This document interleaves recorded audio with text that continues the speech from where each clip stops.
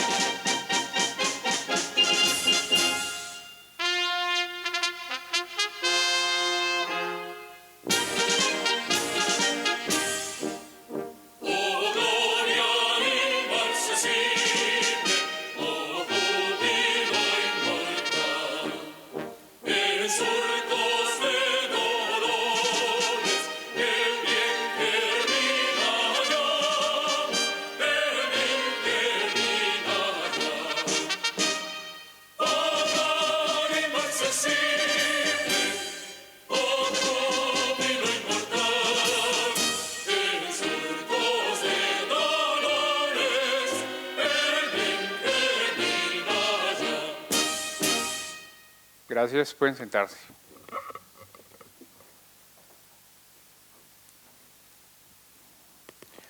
La cátedra Gerardo Molina de este año tiene la colaboración especial de la Universidad de Guadalajara, del Doctorado de Innovación y Tecnología y de la Comisión de Regulación de las Comunicaciones del Gobierno de Colombia.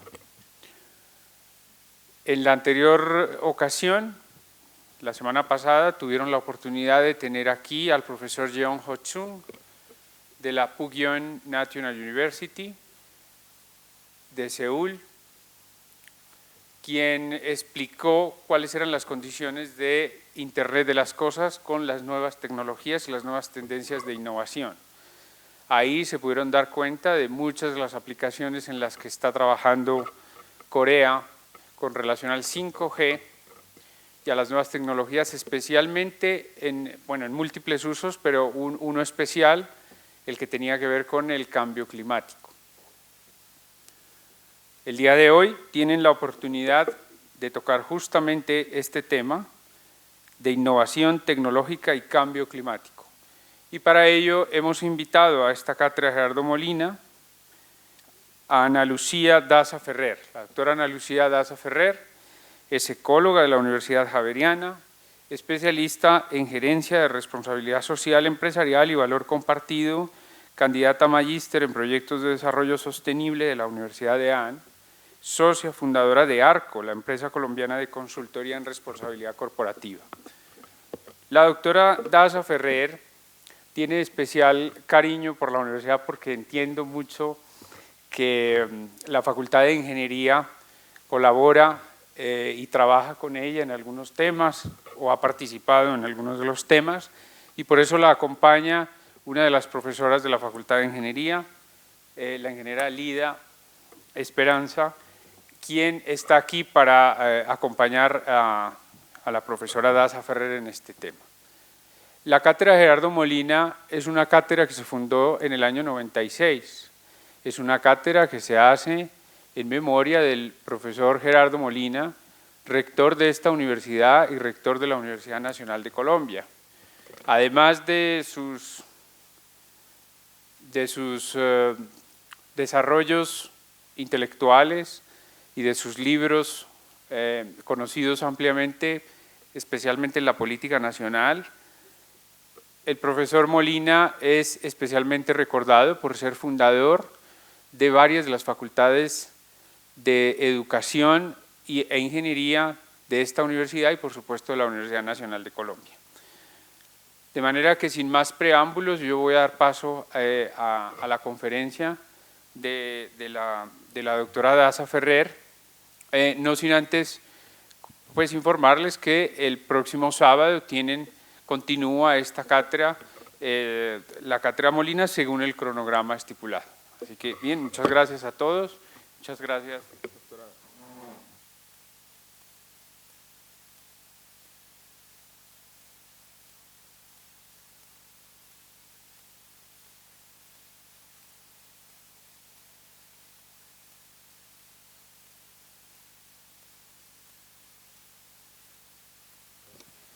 Sí, yo creo que prefiero este. Hola, perfecto. Bueno, buenos días a todos. Primero que todo quiero darles las gracias a la Universidad Libre y a la cátedra por permitirme compartir con ustedes esta mañana y pues compartirles algo de mi experiencia en estos temas de cambio climático. Como les contaron, yo soy ecóloga y tengo 2 posgrados en temas principalmente de desarrollo sostenible. Llevo 10 años, un poco más de 10 años haciendo consultoría, acompañando organizaciones de diferentes sectores del país a gestionar sus impactos ambientales, sociales y económicos.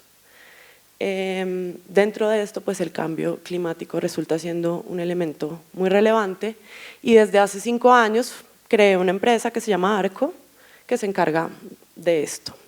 Entonces, pues vamos a arrancar. Y pues es muy pertinente en una cátedra que trata de innovación y tecnología, pues entender que estamos en tiempos de cambio.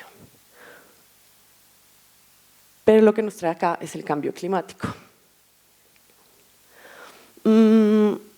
Nosotros últimamente vemos como muchas imágenes que se hacen virales gracias a las tecnologías de la información y de la comunicación, que nos empiezan a dar cuenta de que son estos temas del cambio climático. Acá en las fotos de la izquierda tenemos una diferencia de 6 años entre una y otra. La de arriba fue tomada en Chile en 2013 y la de abajo este año es pues un lago que se secó, estas que son pues bastante fuertes y es pues en el polo, los glaciares derritiéndose. Sequías. Esto digamos que se volvió relevante en las últimas 3 semanas y es el tema de los incendios forestales. Este incendio no es en la Amazonía, son los incendios en California, pero digamos que cada vez son más frecuentes y más intensos. De hecho, en Colombia en las últimas semanas hemos tenido bastantes eventos, principalmente en el Tolima, de incendios forestales poco controlados, pues que terminan acabando con las selvas. Huracanes, ahorita ya se está, no sé si saben, pero ya se está formando uno nuevo que va a llegar a la Florida. Esto es fuertes lluvias, inundaciones. Este específicamente es el huracán Harvey, que de hecho me tocó vivirlo por cosas de la vida. Uno siempre habla de estos temas en los cursos, en las conferencias y tarde o temprano lo terminan tocando. Esto es China, foto tomada este año, es pues la contaminación atmosférica en China. Pero eso no es una situación a la que Colombia sea ajena. Como ustedes también lo saben, Bogotá, Medellín y otras ciudades ya han sobrepasado las alertas de contaminación de aire. No estamos muy diferentes que México. Y cada día aparecen más y más y más y más noticias que tienen una relación directa con el cambio climático. Por ejemplo, que en el 2040 119 municipios están en riesgo muy alto por cambio climático, 13 glaciares han desaparecido en Colombia, deforestación, etc. Y esto es un tema que cuando uno habla de, bueno, todas estas noticias de dónde vienen, ¿es natural, no es natural? A nosotros los que trabajamos en temas ambientales siempre nos cuestionan si de pronto no es algo, pues, los incendios son naturales, hacen parte de la regeneración de los sistemas. Y uno siempre se termina preguntando, bueno, ¿cuál es la causa de todo esto para ver cómo lo solucionamos? Y en este video vamos a ver que cada punto representa 20.000 personas en la Tierra. Y vamos a analizar un poquito una de las grandes causas del cambio climático. No sé si acá… Sí.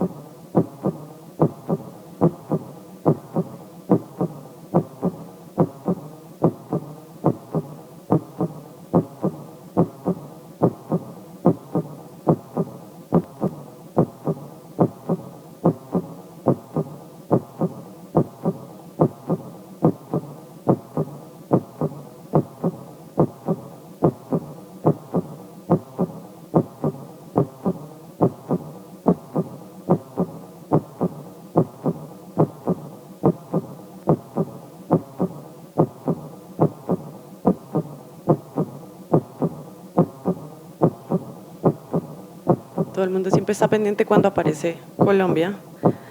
Y pues bueno, ya hay, pero ahorita se reduce un poco nuestra población por obvias razones históricas, pero ya volveremos a aparecer. Pues obviamente siguen habiendo pobladores, pero son menores a 20.000 las poblaciones que habían en el país en el entonces. Y si se pueden dar cuenta, pues en el oriente ya casi que no cabe un punto.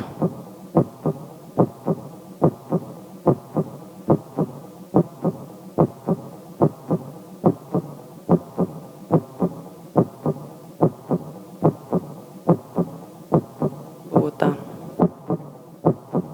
1 billón de personas en el mundo.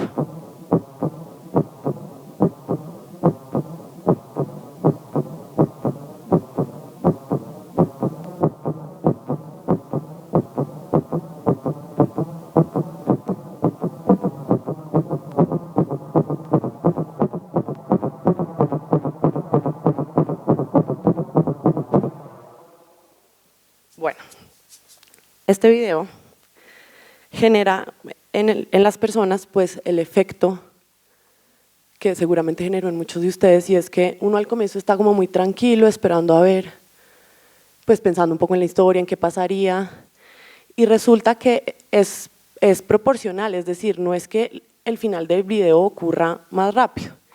Y en últimas, la reflexión de este video, que gran parte del problema del cambio climático es el crecimiento acelerado de la población, cada vez somos más, cada vez seremos más y somos más demandando recursos. Entonces ahí empieza a haber un dilema. No solo somos más, sino cada vez requerimos más recursos. Esta imagen me fascina, es Black Friday.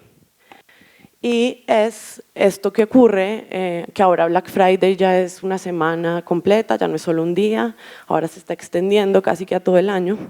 Y es cuando se sacan promociones para que la gente pueda adquirir productos en lanzamiento, nuevos, con descuentos. Y se empiezan a generar estas cosas de un montón de gente peleándose por los equipos, en donde hacemos una cosa muy chistosa, como dice mi mamá, que es gastar para ahorrar. Estas tendencias en el mundo tienen todo que ver con el cambio climático, porque no solo somos muchos, sino que cada vez demandamos más. Espérense, acá, listo.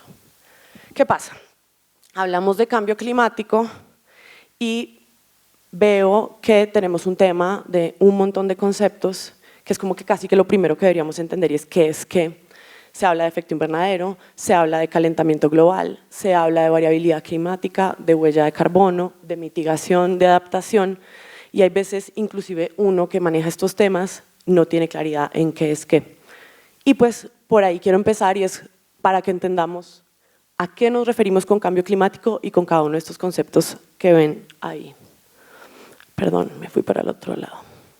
El efecto invernadero es algo que muchas personas pues conocen porque lo vieron en el colegio, sin embargo pues lo vamos a revisar. Es un fenómeno por el cual ciertos gases se retienen parte de la energía en el suelo de la Tierra. ¿Qué tipo de gases efectos de invernadero hay? Pues los más conocidos, el metano y el dióxido de carbono, pero hay una cantidad de efectos más. El efecto invernadero genera un fenómeno que es conocido como el calentamiento global. ¿Efecto invernadero es sinónimo de calentamiento global? No. El efecto invernadero es el fenómeno, uno de los fenómenos que explica el calentamiento global, no es el único. El calentamiento global hace referencia al aumento gradual de la temperatura en la superficie de la Tierra. Cuando hablamos de cambio climático, no nos limitamos a hablar de calentamiento, no solo es un tema de temperatura, pero ya vamos a ver bien cuál es la diferencia entre un concepto y el otro. ¿Qué otros fenómenos pueden aportar al calentamiento global además del efecto invernadero? Tenemos ejemplos como los huecos en la capa de ozono que hacen que entren la radiación directa a la Tierra y se caliente. Temas de mayor actividad volcánica hace que se caliente la Tierra. No solo es cuestión de efecto invernadero, pero pues es gran parte de la problemática. Estas dos gráficas muestran justamente porque el calentamiento global, digamos que ya es un fenómeno que no es una teoría, sino que digamos que ya está soportado por datos, se tienen datos desde 1880, y cómo va aumentando la temperatura de la Tierra hasta 2019, que es el último. Si se pueden dar cuenta, pues el crecimiento es exponencial, aunque tiene subidas y bajadas. Y tenemos la línea roja que corresponde pues a la curva suavizada.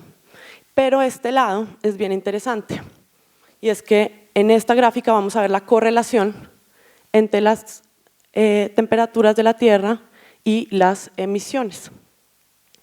Hay una correlación directa de la cual pues se puede derivar que el calentamiento global en su mayoría responde al aumento de las emisiones de gases de efecto invernadero como CO2, como metano, pero inclusive vapor de agua en la Tierra. La huella de carbono, se habla mucho de la huella de carbono, y este es un tema interesante de entender, porque la huella de carbono, yo siempre le digo a mis estudiantes, es como las calorías. Es una forma sencilla de interpretar el impacto en emisiones de un producto, un servicio, inclusive una persona, una empresa, un sector, un país. ¿Y cómo funciona? Es un parámetro que representa las emisiones totales de gases de efecto invernadero que emitimos como personas o como empresas o como un producto o lo que sea. Es un parámetro, se habla de carbono, pero en realidad no solo estamos hablando de cuánto carbono emite, sino todos los gases se llevan a carbono equivalente.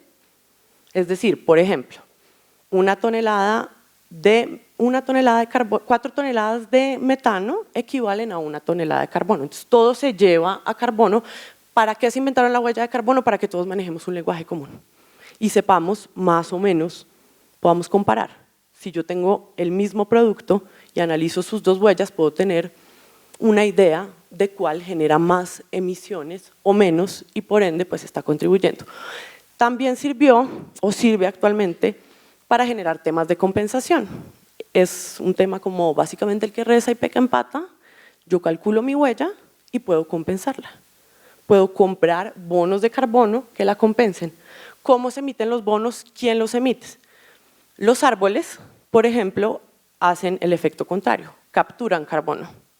Entonces, si yo tengo un bosque, si yo tengo un proyecto forestal, puedo a través de una entidad certificadora emitir los bonos de carbono, digamos, positivo, es decir, de todo el carbono que he capturado. Es una suma y una resta, yo emito 3 toneladas, compro un bono de 3 toneladas y eso es el famoso carbono neutro. Una empresa que quiere ser carbono neutro, un proyecto que quiere ser carbono neutro es digamos que una suma y resta. En Colombia la huella de carbono y todo el tema de los bonos de carbono son demasiado relevantes. Ahora se los voy a explicar más adelante, pero resulta que hace 2 años salió el impuesto al carbono. Y el impuesto al carbono lo estamos pagando todos. Es un impuesto que tiene cargado los combustibles fósiles líquidos. Es decir, cada vez que usted tanquea su carro, cada vez que usted se monta en un bus que tanqueó, ese bus está pagando indirectamente el impuesto al carbono. ¿Y qué quiere decir esto? Yo pago alrededor de 16.000 pesos por galón, por tonelada equivalente, por galón, más o menos salen 16.000 pesos por galón, y las empresas, que son las que más utilizan gasolina, como por ejemplo empresas transportadoras, pueden o pagar el impuesto o hacer proyectos de carbono o comprar bonos. Les sale más barato compensar su huella de carbono que pagar el impuesto.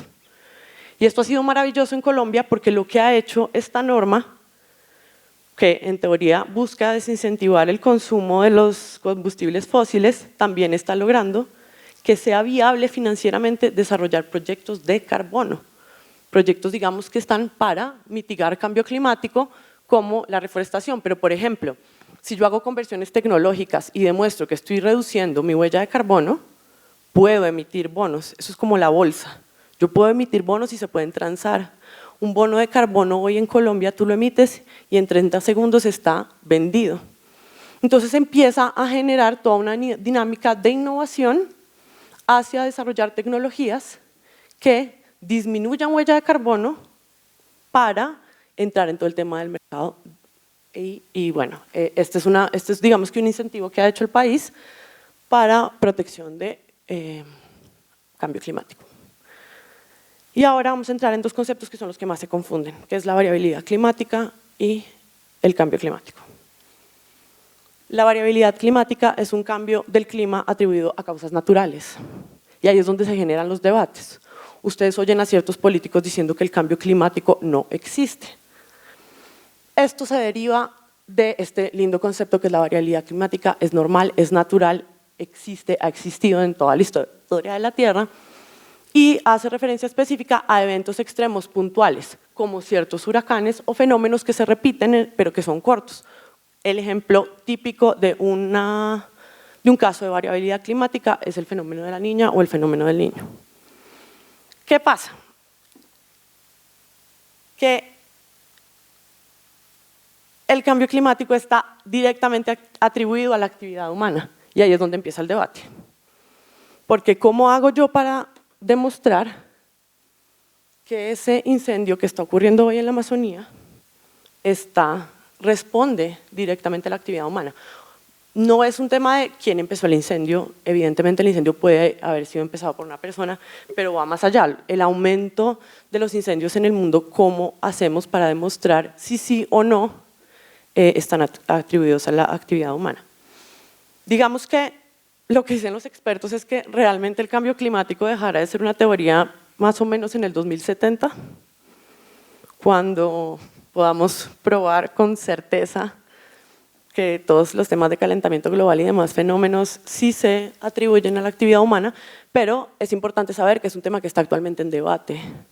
Ahora bien, en las gráficas que yo les mostré de aumento de la temperatura, se evidencia que hay una correlación entre el aumento de la temperatura de la Tierra y las emisiones, y el aumento de emisiones es derivado de las actividades humanas, específicamente desde la revolución industrial. Entonces, si P entonces Q, podría uno deducir que el cambio climático, digamos que sí es una realidad, pero es importante entender por qué se dan esos debates políticos, y no solo es un tema de campaña, sino también es un tema pues, científico al final.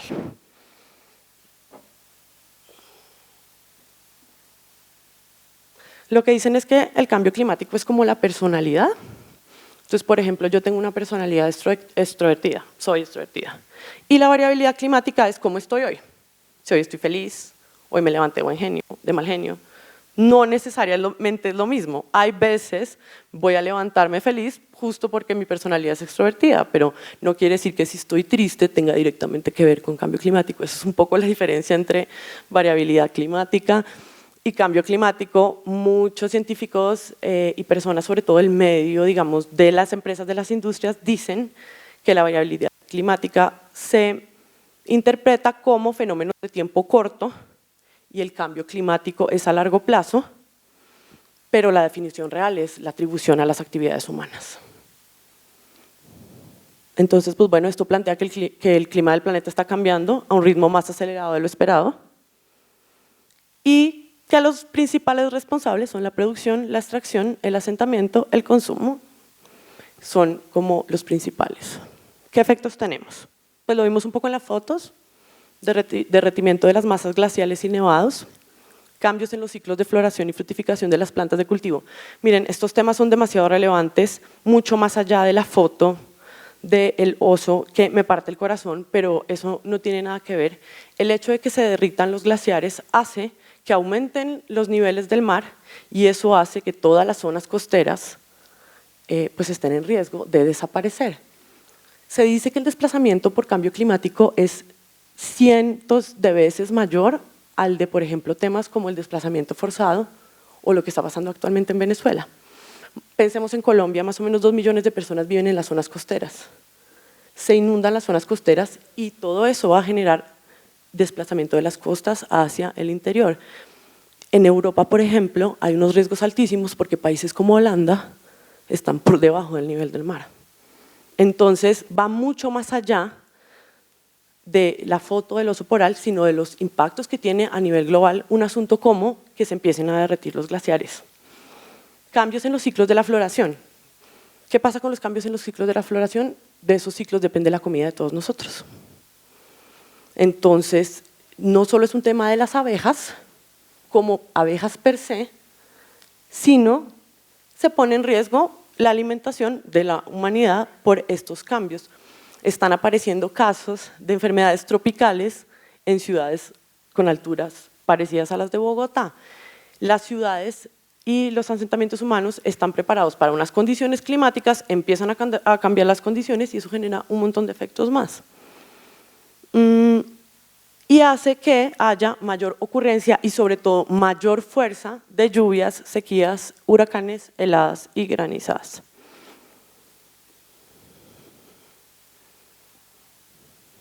Bueno, esto ya hablé un poco.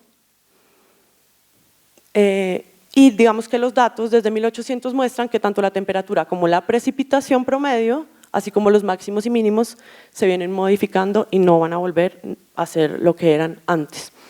Entonces, ¿cuál es la diferencia entre calentamiento global y cambio climático? Cambio climático no solo hace referencia a la temperatura de la Tierra, sino también a otro tipo de eventos como las precipitaciones. Aquí está esta línea de tiempo porque se cree que el cambio climático es un asunto de las últimas décadas o de los últimos días por lo que pasó en la Amazonía, pero en realidad este es un tema que empieza a hablarse desde 1712 cuando se inventa la primera máquina de vapor. Se inventó la máquina de vapor para optimizar el uso del carbón, para que fuera más eficiente, una innovación a través de tecnología. Esa innovación genera una paradoja que se da muchas veces en temas ambientales, y es que cuando busco hacer uso más eficiente de un recurso, puedo incrementar su uso. ¿Por qué? Como el carbón hizo, la máquina de vapor hizo que el uso del carbón fuera tan eficiente y se crearon los trenes de vapor, se empezó a desarrollar toda la industria. Ellos hicieron eso para que se usara el carbón más eficientemente, es decir, que se usara un poco menos de carbón para generar la energía. Pero lo que terminó pasando es que fue tan eficiente que su consumo aumentó desmedidamente. Y la transformación de carbón es una de las primeras causas de emisiones en la Tierra. Entonces empezamos a hablar de cambio climático desde 1712, cuando no éramos 20.000 personas en Colombia. No es de la semana pasada ni desde hace un mes. El efecto invernadero lo estamos discutiendo desde 1824 y todavía seguimos con el mismo problema porque en últimas no lo hemos solucionado. En 1930, ya lo vieron en el video, la población humana alcanza 2.000 millones de personas y este tema del aumento poblacional es un tema que genera mucha controversia, pero yo creo que en unos años, no sé, décadas, sí será un tema que tocará discutir políticamente y es como políticas de, pues sí, políticas de procreación, supongo, de cómo se va a manejar el control de natalidad, aunque es terrible y yo lo que pienso es que justamente hay que llegar a plantear no cómo no nos reproducimos más, sino qué hacemos para dejar humanos que no consuman tanto, que sean un poquito más conscientes, para que no toque llegar a generar este tipo de discusiones y que a nuestros tataranietos no les toque decidir quién puede o no tener hijos que habiten la tierra. Porque al final estos temas siempre terminan siendo políticos, el día que se empiece a acabar el agua también van a ser asuntos que vamos a tener que decidir entre todos. ¿Qué pasa? En 1987, cuando yo tenía 3 años, se crea en el Protocolo de Montreal la restricción de productos químicos que dañan la capa de ozono, que son los famosos CFCs. Se evidencia que está este hueco en la capa de ozono, se prohíben estos químicos y es un momento importante porque a raíz de esa prohibición sí se puede demostrar científicamente que sí se genera un efecto en la atmósfera y que se empieza a disminuir cada vez más este hueco. Bueno, en los últimos años todos los países a través de cumbres de Naciones Unidas se han reunido a discutir cómo enfrentamos el cambio climático. Digamos que el hito más importante reciente fue en 2015, el Acuerdo de París, la COP21, donde se dice, como digamos que las proyecciones dicen que la temperatura de la Tierra va a aumentar 2 grados, en este acuerdo se busca mantenerla por debajo de esos 2 grados. La semana pasada salió, hace 2 semanas salió una noticia que no, que tiene que ser 0.5, que con 0.5 que suba más se estima que la mitad de los alimentos se pueden perder. Pero bueno, digamos que estamos en un tema de 2 grados y uno dice 2 grados, ¿qué son 2 grados? 2 grados no es mucho, aparentemente. Una persona tiene una temperatura normal de 37 grados, sube 2 grados, tiene fiebre. Súbale 1 grado más, puede empezar a convulsionar, a tener alucinaciones y morir. Entonces 1 grado de temperatura sí es muchísimo y en la Tierra tiene unos efectos que son casi que incontrolables. Este año tuvimos la cumbre del clima en donde se validan todo lo que tiene que ver con los ODS, que son los Objetivos de Desarrollo Sostenible. Los ODS, si no lo saben, es la Agenda de Desarrollo. Antes eran los ODMs, que eran los Objetivos del Milenio, que era la Agenda de Desarrollo de los países entre 2000 y 2015. Ahora fue reemplazada por una nueva Agenda de Desarrollo, que es los Objetivos de Desarrollo Sostenible. Son 17 objetivos que buscan que el mundo tenga un modelo de desarrollo, digamos, más equitativo y sostenible. ¿Qué pasa con los ODS? Colombia desde la Cancillería fue súper activo en la formulación de los ODS. Los ODS, antes de que fueran firmados por el mundo, ya estaban en el Plan de Desarrollo de Colombia. Y hay un ODS que dicen que tiene nombre propio de Colombia, que es el ODS 16, que es paz y justicia. Colombia trabajó mucho en esta formulación de los ODS y tenemos alrededor de 6 objetivos que buscan contribuir con estos temas de cambio climático. Miren, los expertos de desarrollo en el mundo hoy están diciendo que en el mundo hay 2 retos y que todo lo que haga cualquier persona, cualquier innovación, cualquier emprendimiento tiene que apuntarle únicamente a 2 cosas, no a 17. Y es disminuir la desigualdad entre las personas. Ustedes saben que Colombia, pues, en los índices de desigualdad, pues siempre se raja. Estamos de segundo país más desigual de Latinoamérica y estamos como de 7º en el mundo. Cada vez vamos subiendo en desigualdad. ¿Cómo se mide eso? Se mira la distribución de la riqueza. Y es que si tuviéramos un índice 0, todo el mundo tendría la misma cantidad de riqueza. Entre más alto sea el índice, más distribuida está la riqueza. Colombia queda de segundo después de Brasil en mayor desigualdad. Entonces, todo lo que hagamos, primero, disminuir desigualdades y segundo, cambio climático. Esos son como los 2 retos del planeta. No creo que solo de aquí a 2030, sino en general. Y todos estos proyectos de innovación tienen que también buscar la forma de aportarle a estos 2 frentes.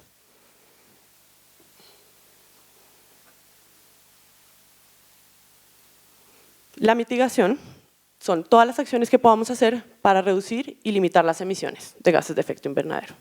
Ejemplos de esto: usar la energía más eficientemente, mayor uso de energías renovables, transporte eficiente, como utilizar el transporte público, eléctrico, bicicleta, el impuesto al carbono del cual ya les hablé, compensaciones,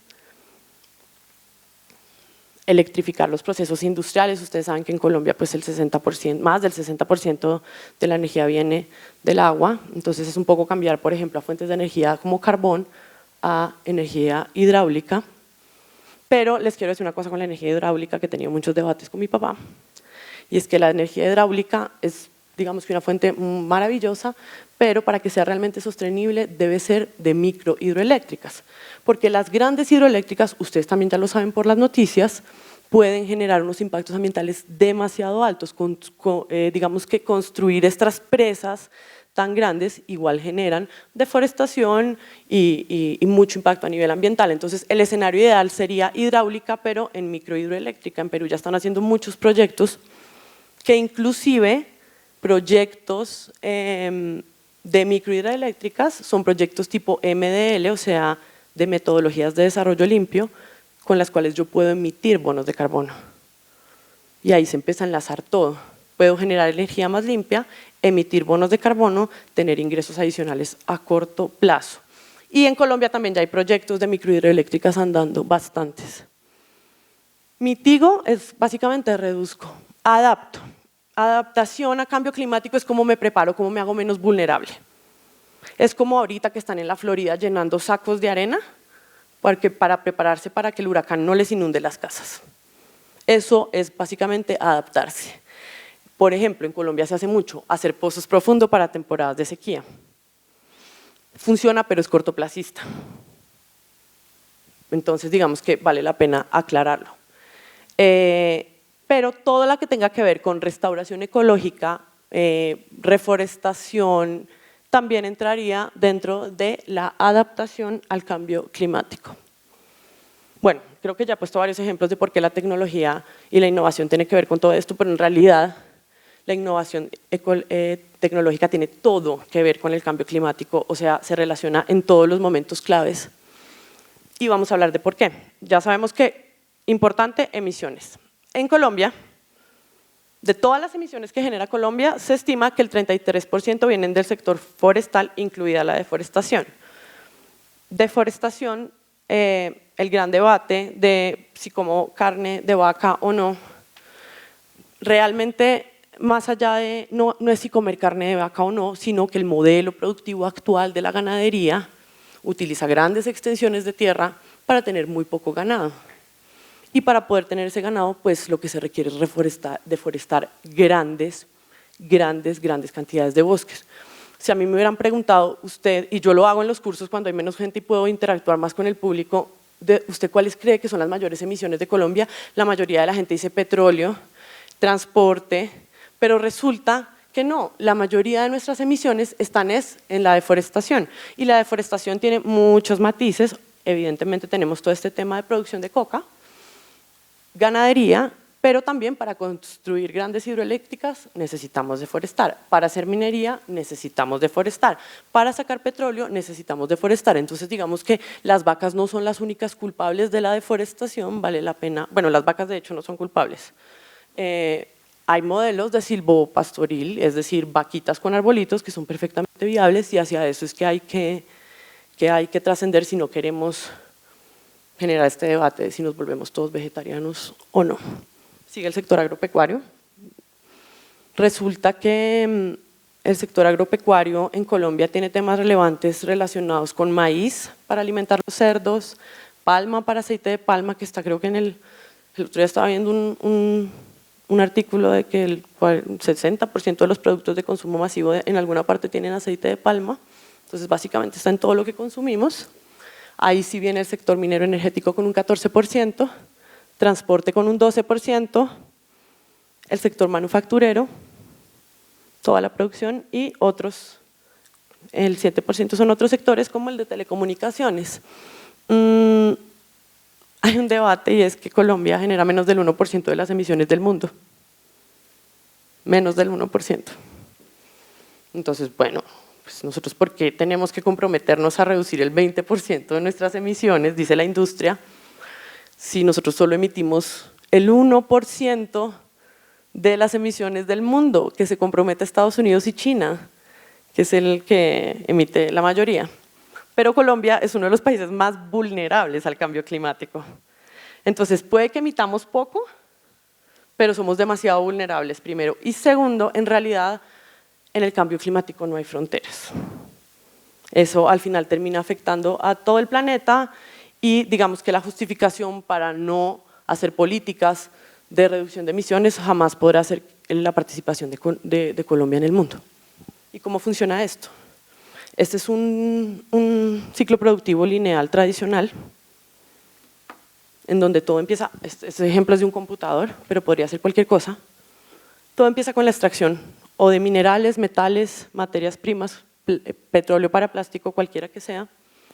De ahí va a llegar a una etapa de fabricación en donde se transforman esos materiales para generar piezas que después se van a ensamblar para generar productos. Llega un distribuidor, se distribuye, se comercializa, se usa por muchas horas en caso de los computadores, ahora cada vez lo usamos más todo el día. Y finalmente, cuando termina su vida útil, que cada vez se termina más rápido, su vida útil, llega en la mayoría de los casos a disposición final, que puede ser en rellenos sanitarios o otro tipo de disposición final como aprovechamiento en celdas o incineración. ¿Qué pasa? En todas las etapas hay dos tipos de emisiones, las directas y las indirectas. La emisión directa es cuando es el carro emitiendo directamente a la atmósfera, ¿cierto? Las indirectas se dan principalmente por el consumo de energía. En todas las etapas vamos a tener, por ejemplo, transporte, que en Colombia es la cuarta causa de emisiones, pero en el mundo es la segunda, en donde yo tengo emisiones directas, que está haciendo por la combustión de la gasolina, e indirectas por toda la extracción de materiales que se hacen para poder construir los camiones que andan moviéndose en cada una de las etapas. ¿Qué pasa? El consumo de energía, las emisiones directas se dan, por ejemplo, en disposición final en un relleno sanitario, se están emitiendo gases de efecto invernadero todo el tiempo. Y el consumo de energía es particular a todas las etapas de la cadena lineal tradicional. Entonces, gran parte de los esfuerzos que se están dando es en optimizar el consumo de energía en toda la cadena. En un escenario ideal en donde hay postconsumo y reciclaje y se devuelve la flecha del uso a la fabricación, los estudios indican que todavía los sistemas de reciclaje no son tan eficientes en el uso de energía y hay veces, lo siento, se usa más energía reciclando que mandando al relleno sanitario. Entonces la huella no disminuye, la huella de carbono. Y acá está la cosa favorita mía frente a la innovación y son estos tres fenómenos. ¿Qué tienen en común estos tres fenómenos? Alguien que hable muy duro, dígame qué tiene en común estos tres fenómenos. ¿Qué se les ocurre? Está un bombillo, están unas medias Y está el iPhone que llega hasta el iPhone 6 porque no cabe en la pantalla, porque ya iría por acá, más o menos el último iPhone. ¿Qué hay en común en estos tres fenómenos?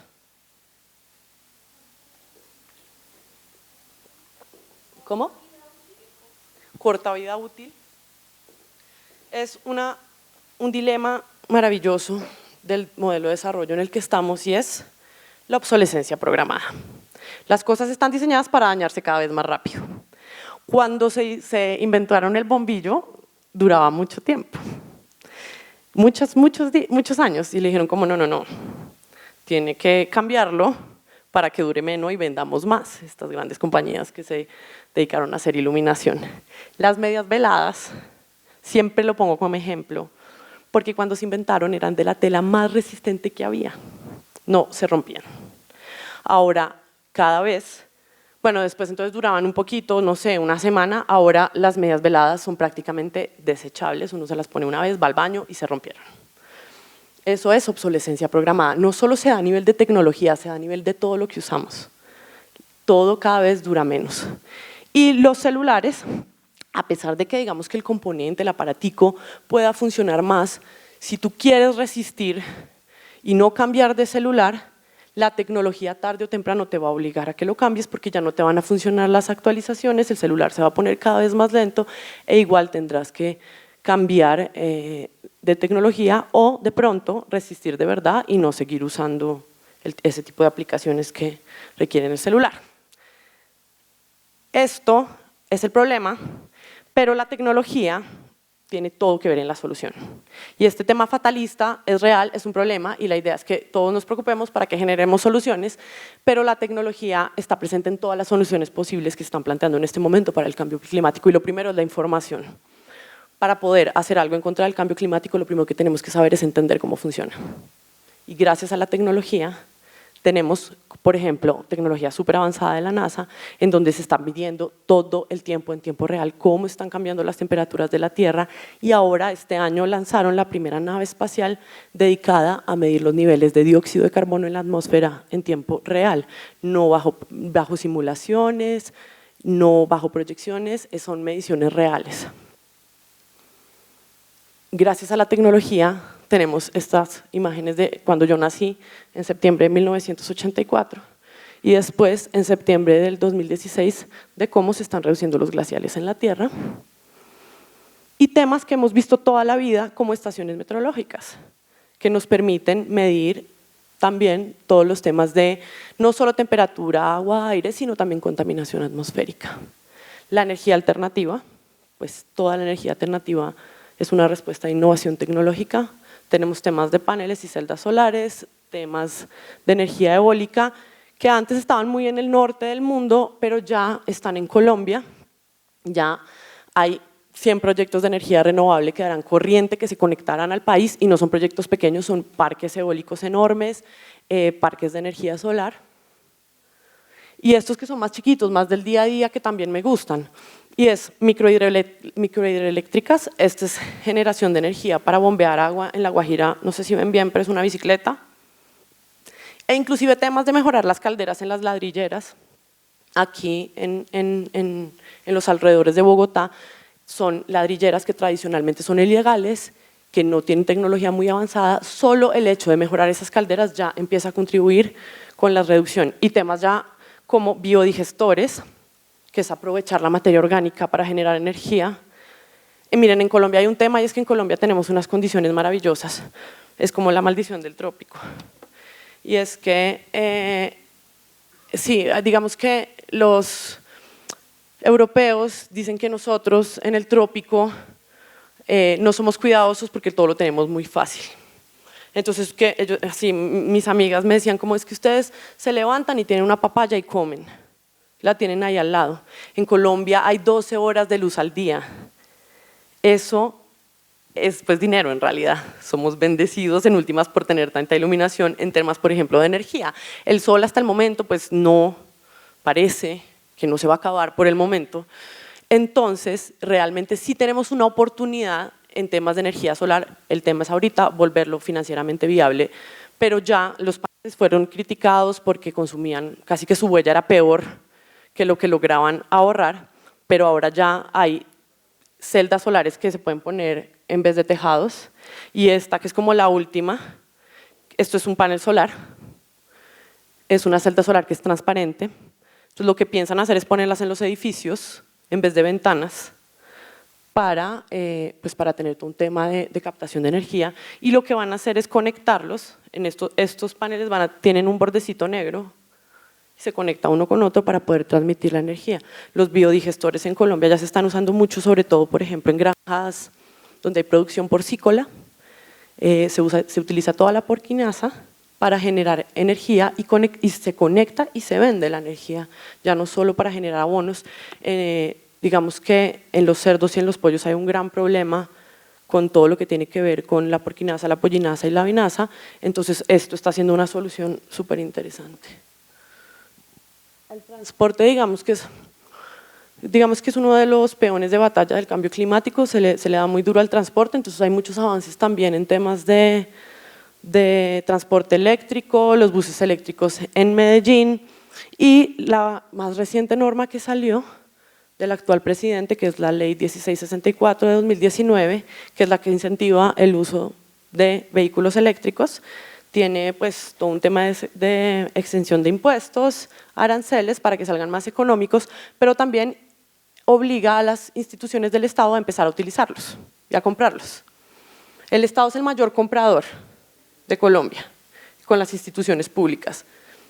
Tiene varios, por ejemplo, tienen el manual de compras sostenibles que no se aplica.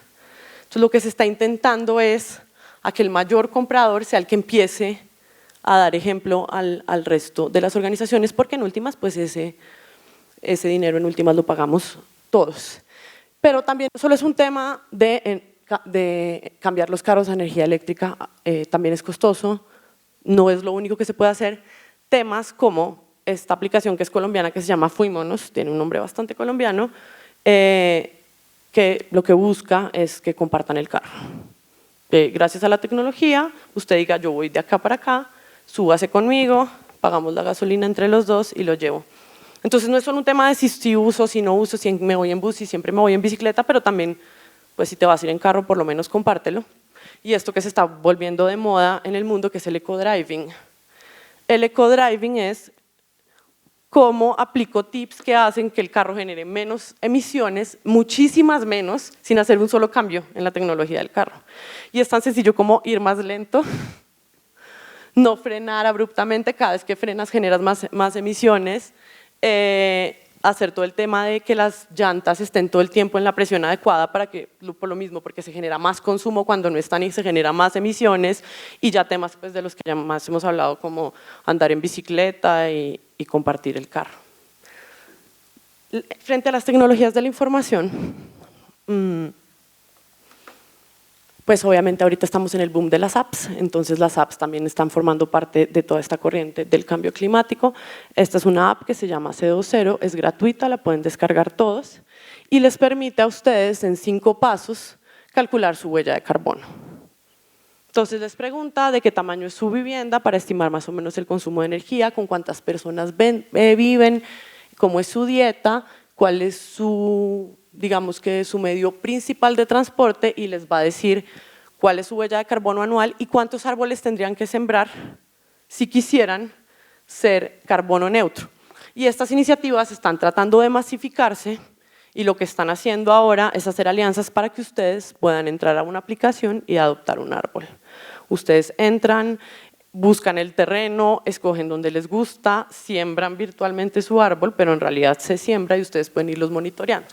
Esas son acciones pequeñas que están buscando que, digamos, que la sociedad civil cada vez, digamos, sea más consciente y que sea un poco más fácil, que tú no tengas que contratar a una empresa consultora para que te diga cuál es tu huella de carbono, sino que tú lo puedas hacer con 5 clics. El Skype. Yo soy consultora y a pesar de que soy absolutamente ambientalista y compro ropa usada y no sé, hago de todo, no uso plástico, no sé qué, mi huella de carbono es altísima. Está por el triple del promedio de los colombianos. porque viajo mucho, porque monto mucho en avión y pues es, digamos, lo que más emisiones tiene. Y resulta que ahora nosotros cada vez nos movemos menos porque todo lo estamos tratando en serio de hacer la mayoría de reuniones a nivel virtual. Eso es una cosa muy pequeña que usamos todos los días que en realidad es una acción para el cambio climático. No es solo para facilitar que cartera el camión, el teletrabajo, están estudiando el impacto que tiene el teletrabajo en el cambio climático y en cómo se reducen las emisiones si yo trabajo desde mi casa y no en una oficina. No quiere decir que vamos a acabar el contacto, reunámonos para esto. Reunámonos para hablar, para aprender, para ir a clase, para ir al médico, pues evidentemente toca, aunque ya hay un montón de médicos virtuales, pero lo que están diciendo es que las reuniones cada vez van a ser más virtuales, a menos de que se requiera contacto físico. No creo que tengamos que llegar a eso, pero sí es importante que usemos la tecnología para por lo menos desmaterializar, movernos menos y generar menos emisiones. Y todo lo que tiene que ver con el almacenamiento y la desmaterialización. Lo que se requería antes para poder almacenar información va evolucionando, entonces pasamos del disquete al CD y ahora ya estamos almacenando todo en la nube. Pero ojo, digamos que el almacenamiento en la nube sí genera menos emisiones, pero no puede ser desmedido. No porque tengo 30 gigas en el correo, nunca lo vacío, porque cada correo que está almacenado ahí con contenido, esa información se guarda en un servidor y el servidor sí es físico y el servidor está prendido todo el día consumiendo energía.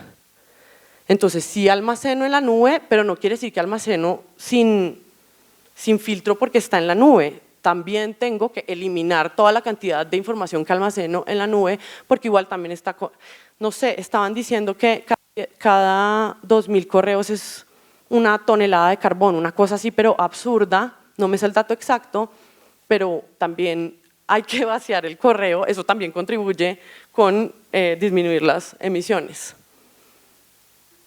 Y evidentemente las redes sociales, digamos que hay mucha crítica a las redes sociales, la semana pasada todos estábamos preocupados por la Amazonía, hoy ya no se habla más de eso, pero también por otros temas que también son evidentes. Pero lo que dicen es sí, todo el mundo se preocupa y hay un montón de hashtags, y después en un mes pues, se nos va a olvidar. Pero hay iniciativas que cada vez cogen más fuerza y sobre todo con la gente joven.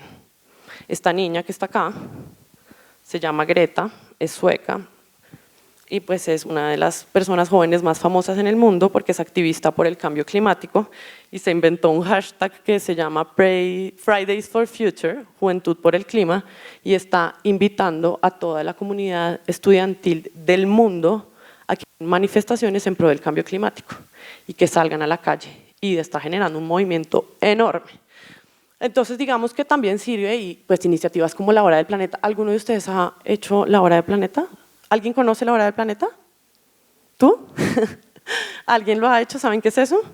Es un día al año en donde se apaga la luz por 1 hora. Si la gente lo hiciera, casi que uno podría, o sea, ese día la reducción de las emisiones cumplirían las metas, si todo el mundo lo hiciera. Entonces de pronto hay que hacer un poquito más fuerza para que la gente la conozca, porque resulta que nosotros los ambientalistas tenemos un problema y es que no sabemos mucho de mercadeo. Nos quedamos a veces mucho en los números y no informamos adecuadamente. Y este me encantó, porque este es un proyecto que une 2 cosas que me gustan mucho a mí, que es como todo lo que tiene que ver con residuos, por ejemplo, de aparatos eléctricos, electrónicos y cambio climático. Y lo que hacen es que tú donas tu smartphone viejo, tiene que ser smartphone, pero puede ser tu smartphone viejo, ellos les ponen unas celdas solares y los ponen en las copas de los árboles. Le hacen como una adaptación al software para que el celular entienda sonidos como el de una motosierra y protege 300 hectáreas. Un celular protege 300 hectáreas. Entonces, si alguien prende una motosierra a 300 hectáreas, el celular le va a mandar un mensaje de texto a alguien, que sea pues el cuidador o la ONG que se haga cargo, y las personas van a poder ir a prevenir tala cuando es ilegal, por supuesto, pues porque si es tala legal, pues no hay nada que hacer. Pero digamos que son cosas súper sencillas de gente que está pensando en innovación tecnológica para solucionar temas de cambio climático con, de hecho, residuos electrónicos, que son otro asunto también bien problemático. Y reivindicando la obsolescencia programada, yo les estaba contando esta historia que la amo. Bueno, pues pasamos de la vela al incandescente. Después del incandescente dijimos, no, hay un problema de cambio climático y esto consume mucha energía. Entonces creamos los ahorradores. Y sí consumen menos energía, pero tienen mercurio. El mercurio es bioacumulable, es volátil, todos tenemos mercurio en nuestro cuerpo y nunca se va a ir. Entonces solucionamos un problema con otro, ya están prohibidos a partir del 2021 en Colombia. A partir del 2021 en Colombia no se puede vender un solo bombillo con contenido de mercurio. Entonces pasamos a la tecnología LED. Y la tecnología LED era maravillosa porque ahorraba mucho, pero es absolutamente costosa. Entonces no todo el mundo tiene acceso a esta tecnología. Y después pasamos a la micro LED, que es la que está de moda ahora. Estos bombillos pueden durar en serio, y es real, 7 años, los micro LED, pero son costosos también. Aunque si tú lo difieres a 7 años, te sale regalado. Yo llevo con uno de estos como 4. Y ahora hay un español que hace 7 años inventó esto que se llama como bombilla vida. Según él, dura toda la vida. No lo sabemos, pues porque han pasado solo 7 años desde que lo inventó, pero la garantía es de 100 años. Es más, él dice que su producto, la garantía escrita dice, la garantía es de por vida y dura por lo menos 100 años. Entonces, no es todo el mundo, pero ya hay una tendencia a revertir. Nosotros estamos diciendo que se va a volver a poner de moda otra vez la remontadora, el alquiler de electrodomésticos, porque hay una tendencia a volver a lo anterior, porque igual ya no da más, o sea, ya igual toca cambiar sí o sí. Entonces no está tan mal pensar en un negocio de reparación en este momento. Ya hay sellos creados para certificar que es sin obsolescencia programada. Entonces ya empieza a haber toda una tendencia de diseñar para que dure toda la vida. No es la mayoría, pero ya arrancó. Y mi tema favorito en el mundo, que es para mí el hijo que nace entre la innovación y el cambio climático, es la economía circular. La economía circular también está de moda, también se oye un montón, que sostenibilidad, que cambio climático, que economía circular. Básicamente la economía circular es cómo funciona la Tierra, es cómo funcionan los ciclos naturales de las cosas. Se basa en el funcionamiento normal, donde los elementos después de cumplir una función continúan desempeñando otras. No existe el residuo, no hay tal concepto. Implica transformación tanto de la producción como del consumo. No es solo que los que hacen el bombillo cambien su tecnología, sino que nosotros como consumidores también cambiamos a lo que estamos acostumbrados, y busca mantener la utilidad de los productos, componentes y recursos en todo momento. Es un ciclo continuo que busca conservar la cantidad finita de existencias. Entonces les voy a poner el otro videito.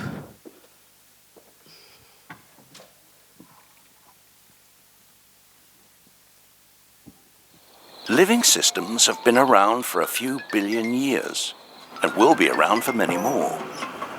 In the living world, there's no landfill. Instead, materials flow.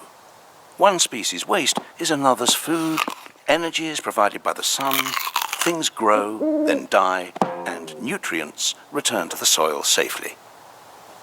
And it works. Yet as humans, we've adopted a linear approach. We take, we make, and we dispose. A new phone comes out, so we ditch the old one. Our washing machine packs up, so we buy another. Each time we do this, we're eating into a finite supply of resources and often producing toxic waste. It simply can't work long term. So what can? If we accept that the living world's cyclical model works, can we change our way of thinking so that we too operate a circular economy? Let's start with the biological cycle. How can our waste build capital rather than reduce it?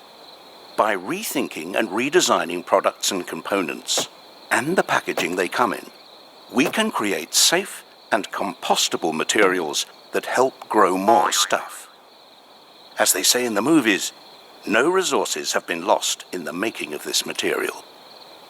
So what about the washing machines, mobile phones, fridges. We know they don't biodegrade.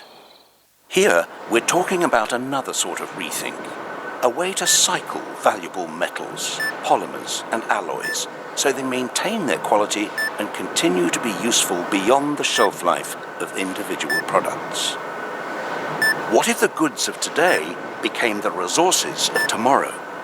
It makes commercial sense. Instead of the throw away and replace culture we've become used to, we'd adopt a return and renew one, where products and components are designed to be disassembled and regenerated. One solution may be to rethink the way we view ownership. What if we never actually owned our technologies? We simply licensed them from the manufacturers. Now, let's put these two cycles together. Imagine if we could design products to come back to their makers, their technical materials being reused and their biological parts increasing agricultural value. And imagine that these products are made and transported using renewable energy. Here we have a model that builds prosperity long term. And the good news is, there are already companies out there who are beginning to adopt this way of working. But the circular economy isn't about one manufacturer changing one product. It's about all the interconnecting companies that form our infrastructure and economy coming together. It's about energy. It's about rethinking the operating system itself. We have a fantastic opportunity to open new perspectives and new horizons. Instead of remaining trapped in the frustrations of the present, with creativity and innovation, we really can rethink and redesign our future.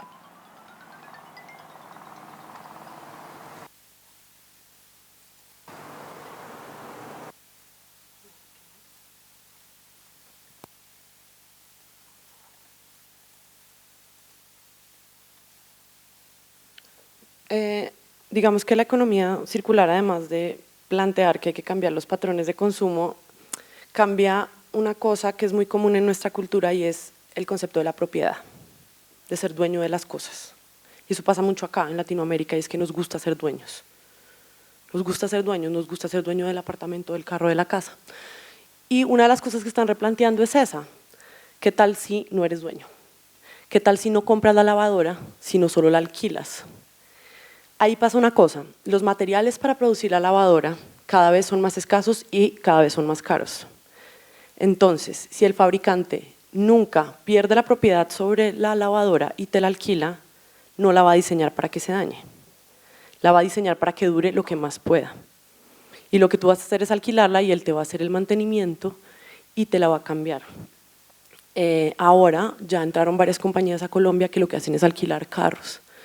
Entonces te alquilan un carro, tú solo pagas un alquiler, te cubren todos los seguros, el SOAT, absolutamente todo, y tú puedes cambiar de carro cada 3 años si quieres, pagando un alquiler, pero nunca es tuyo. Eso pasa mucho, por ejemplo, eso ya pasa en las petroleras, por ejemplo, las camionetas que se utilizan, las empresas lo que hacen es que les alquilan a las petroleras las petroleras por sus políticas de seguridad las usan solo 3 años, se las devuelven y ellos después van y las siguen alquilando a otros sectores y se sigue moviendo así. Hay temas inclusive hasta de alquiler de ropa, que es como el más controversial de todos, como que quién estaría dispuesto a alquilar su ropa, porque uno de los problemas más grandes del cambio climático, y no lo mencioné, es el fast fashion. Y es estas modas de este tema de que la moda cambie todo el tiempo y de que tenemos que vernos diferentes todo el tiempo y que cada 4 meses tenemos que cambiar la ropa. Entonces digamos que lo que se está planteando para eso es que pues por un lado uno compre ropa usada, pero inclusive ya hay empresas que se dedican únicamente a alquilar ropa. Entonces, ¿cuántas personas de acá estarían dispuestas a no volver a comprar la ropa y alquilarla toda? Levante la mano. ¿Nadie? Pueden hacer una cosa, que es lo que yo hago. Yo sí intercambio mucha ropa con mi familia, por ejemplo. De pronto con gente de confianza, eso se ha hecho también tradicionalmente. El hermano mayor le hereda al hermano menor, yo hago mucho eso. El que quiere botar la ropa, yo miro si me interesa algo y pues la cambio. Justamente el hecho de que nadie haya alzado la mano implica que los cambios culturales son lo más importante yo entiendo, a mí también me parecía un poco raro alquilar una camisa usada por otras personas, pero el cambio cultural uno siempre cree que el problema está en el otro, en general, en cualquier discusión. Entonces, ¿de quién es culpa el cambio climático? Pero en el momento en que a uno de verdad le toca hacer el esfuerzo y salirse un poco de la comodidad a la que está acostumbrada, es donde, digamos, que entra el debate. Les cuento que esas empresas en Europa les está yendo súper bien, las de alquiler de ropa usada. Mi mamá está ahí al frente y me está mirando con una cara tenaz. Pero es verdad, hasta eso tenemos que replantear cómo usamos, cómo cambiamos y qué pasa si yo a todas las conferencias que voy me voy con la misma camisa. ¿Cuál es el problema? En realidad no importa, hay que empezar a cambiar esos parámetros de consumo. En carros, en tecnología, miren, si a uno le alquilaran el celular sería perfecto. Si a uno le alquilaran el celular sería perfecto, porque ellos se hacen cargo de las innovaciones tecnológicas. Eso viene con un seguro, obviamente, por si le llega a uno pasar algo con el celular, y uno paga el seguro en últimas. Entonces, yo creo que lo que hay que repensar es todo el sistema, cómo funciona, y la tecnología puede ser un gran aliado de eso. Pues gracias a la tecnología es que la gente ahora está alquilando su apartamento y están acabando con las cadenas hoteleras. Todo está cambiando totalmente. Airbnb está acabando con las cadenas hoteleras están muy preocupadas porque todo el mundo está alquilando un cuarto para que la gente se quede y está funcionando perfecto. ¿Qué pasa? Que cuando yo hablo de economía circular, no solo estoy pensando en cómo reciclo algo, sino que tengo que analizar de dónde vienen las materias y cómo las materias primas y cómo hago para que no vengan de fuentes primarias, sino que sean de ciclos, por ejemplo, de reciclaje. Y hay un tema muy importante en economía circular que es el diseño y el rediseño. Siempre tengo que pensar en el diseño y tengo que volver a repensarlo. Yo diseño para desmantelar, yo diseño para desarmar, para después volver a utilizar. Entonces, por ejemplo, están construyendo en Bogotá un edificio basado en principios de la economía circular y todo lo están diseñando pensando en el día que lo vayan a tumbar. Hoy, porque lo que se construye hoy es nuestra mina del futuro. Las ciudades son la mina del futuro y tenemos que diseñarlas de tal suerte que cuando necesitemos cambiar algún edificio podamos hacerlo fácilmente y podamos aprovechar todos los materiales que vienen ahí. Entonces yo tendría que diseñar el celular pensando en cómo hago para desarmarlo fácilmente y aprovechar todos los metales que tiene en vez de seguir sacando coltán de las montañas colombianas, ¿cierto? Después viene todo el tema de distribución. Ahí hay un tema muy importante y son las distancias. A mí siempre me preguntan que qué hago desde el día a día, pregunte de dónde viene. Más que qué, de dónde viene. Hay veces nos preocupamos, bueno, ¿será que este producto es verde o no es verde? Hay veces lo más importante es el transporte. En términos de huella, que es lo que estamos hablando hoy, de huella de carbono, pues la mayoría de la huella de carbono de los productos no viene en sí de la fabricación del producto, sino de dónde vienen sus materias primas o si es un producto completamente importado, de dónde viene. Entonces, no quiero alquilar ropa, ok, no la alquilo, pero compro ropa fabricada en Colombia y no en China. Esto sería una súper buena opción para contribuir a disminuir las emisiones de dónde vienen los productos. Y no solo es a nivel de mundo, es a nivel de local. Si yo pudiera consumir productos, por ejemplo en mi canasta familiar, que han sido cultivados a mis alrededores, también estaría contribuyendo porque el transporte es lo que más. Después viene todo el tema de consumo, utilización, reutilización y reparación. En economía circular yo le enseño a mi cliente cómo reparar él mismo el producto. Entonces le vendo el computador, pero además monto toda la información para que él sepa cómo debe hacerle mantenimiento, cómo debe alargarle la vida útil. Ya cuando él solo no puede, ahí sí, yo se lo recibo y yo me encargo de hacer la reparación y reutilización y ya vienen temas de recogida y reciclado.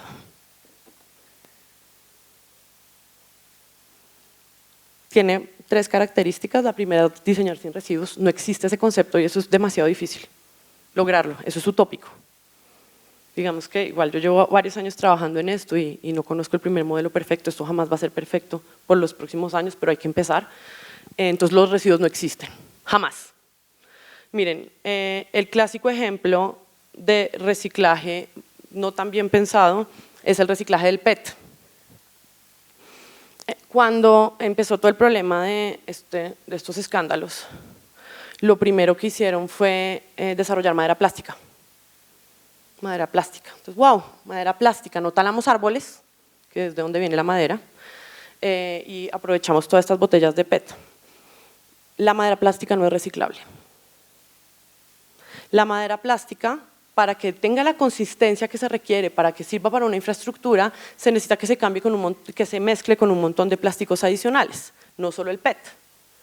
Entonces, si yo la mezclo con un montón de plásticos adicionales, cuando ese lindo escritorio que doné a una fundación ya deje de servir o se acabe la fundación y se quiera hacer algo, todo eso termina siendo igual basura.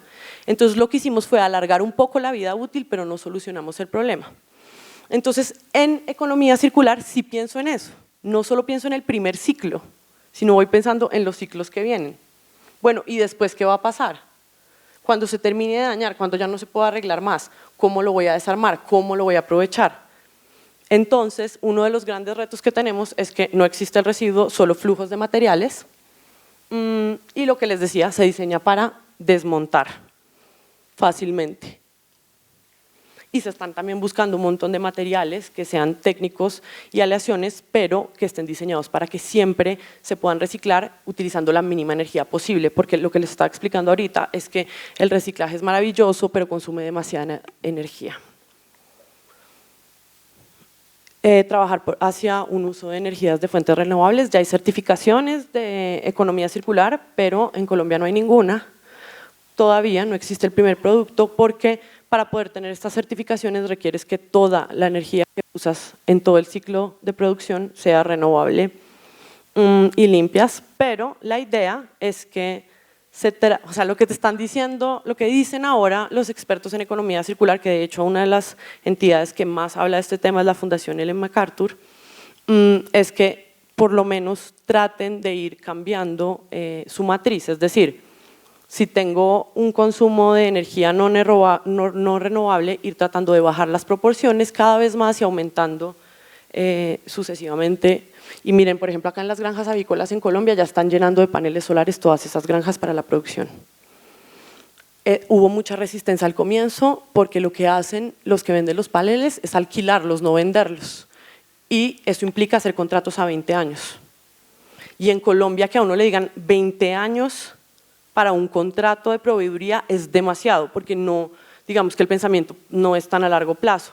Entonces ha habido mucha resistencia, pero ya cada vez más. Yo no sé si ustedes han visto una granja avícola, pero las granjas avícolas son granjas enormes, gigantes, donde hay millones de gallinas, y para que las gallinas produzcan buena carne o un huevo de buen tamaño, se requiere que tengan unas condiciones de iluminación, de temperatura adecuadas, entonces tienen muchísimos bombillos.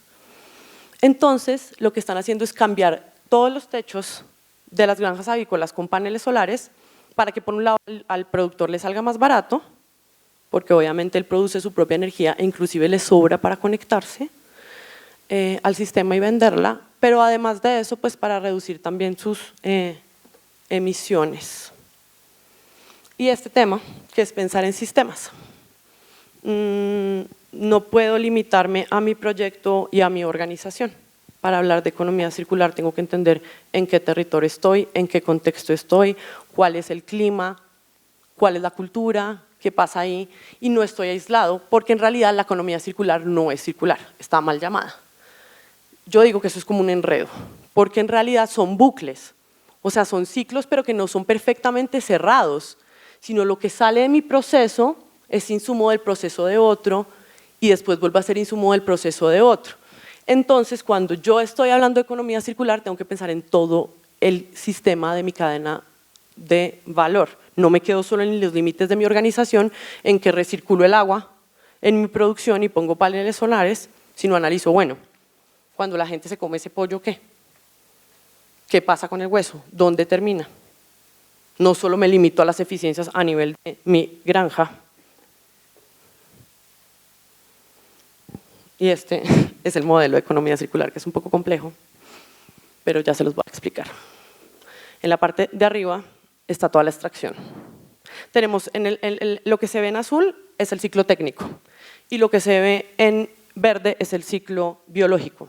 El ciclo biológico hace referencia a materiales orgánicos y el ciclo técnico a todo lo que tiene que ver pues, con tecnología, maquinaria, mantenimiento y demás. Todo empieza arriba con la extracción o de fuentes fósiles de energía o de materiales como ya lo hablamos.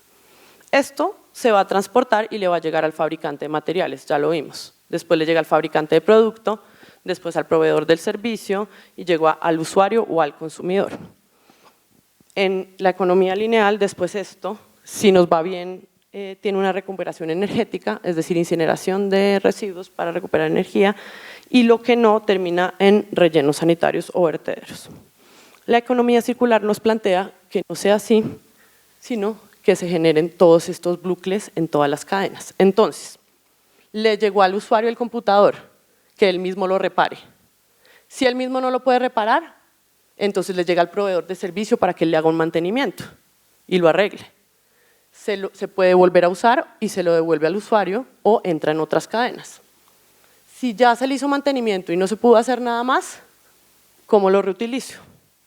Antes de reciclarlo, se puede reutilizar. Como el reciclaje implica transformación, la transformación consume mucha energía. Entonces, primero tengo que pensar, ¿puedo reutilizar antes de reciclar? ¿Esa materia sirve para otra cosa? ¿Fabrico otros componentes? Si reutilizo, entonces le llega a un fabricante del producto, va a fabricar otros productos con esos elementos. Si no lo logro, ahí sí, voy a descomponer y voy a reciclar, y así sucesivamente en un círculo virtuoso eterno. En el ciclo biológico tiene mucho que ver con generación de energía, compostaje, y el ejemplo que veían en el video es, por ejemplo, que los empaques sean compostables en vez de plásticos. Entonces, lo que quiere decir ese video es que esos son semillas de zanahorias, en vez de que vengan empacadas en plástico, pues pueden venir empacadas en materiales biodegradables y ellas mismas se siembran en la tierra y el empaque nunca termina siendo pues un residuo.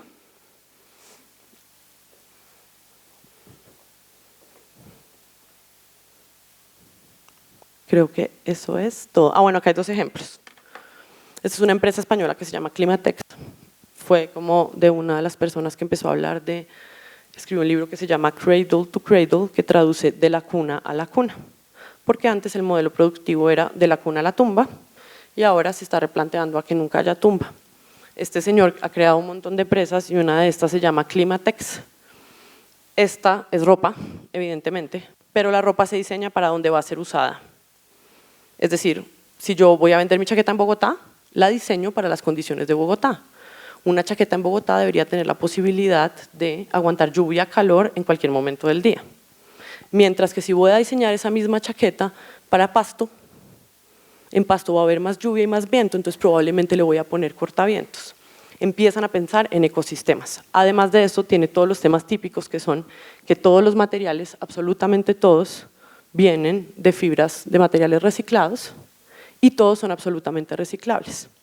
Para fabricar cada chaqueta se utiliza solo energía renovable y no hay ningún producto químico que afecte la salud de las personas que la fabrican.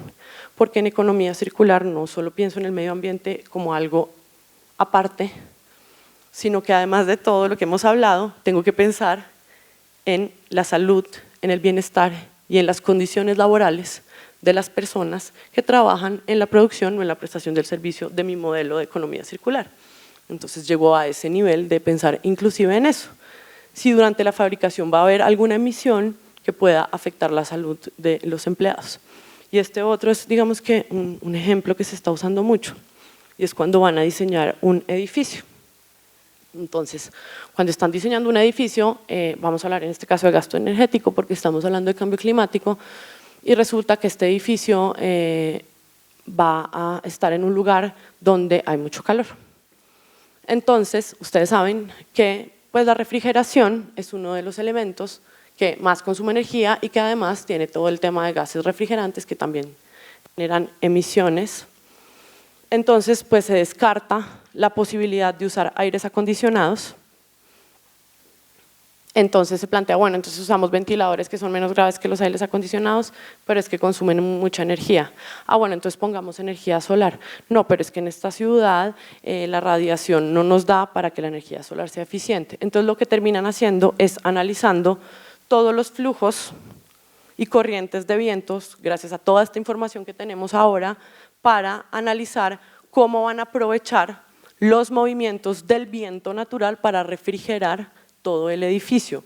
Cuando no haya época de viento, ahí sí puedo de pronto prender el aire acondicionado. En este mismo edificio, por ejemplo en Colombia, en este ejemplo que les estaba poniendo del edificio que están montando, el mayor reto fue conseguir los proveedores. Porque si yo quiero construir un edificio, todavía sigue saliendo más barato utilizar elementos de construcción vírgenes que reciclados.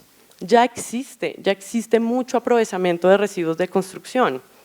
Ya hay miles de inventos de ladrillos ecológicos, pero al constructor le sigue saliendo más caro utilizar, por ejemplo, estos ladrillos ecológicos y estas ventanas que son paneles solares. Entonces, hasta que esto no se vuelva costo efectivo, pues no se va a volver una tendencia, pero por esto es que el gobierno empieza a implementar incentivos. No sé si ustedes saben, pero en Bogotá, en Colombia hay una norma que dice que todas las construcciones deben utilizar un porcentaje de residuos que sean aprovechados en la construcción, es decir, elementos dentro de la construcción que sean aprovechamiento de residuos.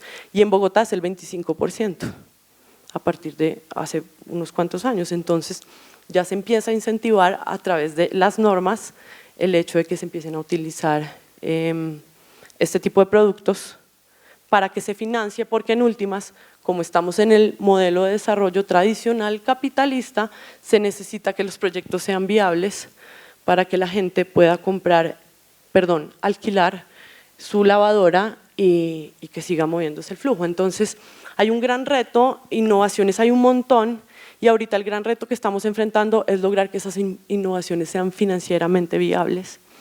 El otro día estaban diciendo que para cumplir los ODS se requerirían, para cumplir los ODS, las metas a 2030, se requerirían los recursos de 3 planetas. Entonces, igual tenemos que seguir avanzando en ver cómo financiamos todos estos sistemas, pero de nuevo, en acciones cortas se hace mucho, sobre todo en el estado en que estamos actualmente. Solo con el hecho de cambiar ciertos parámetros diarios comunes de consumos de energía, uno estaría haciendo bastante.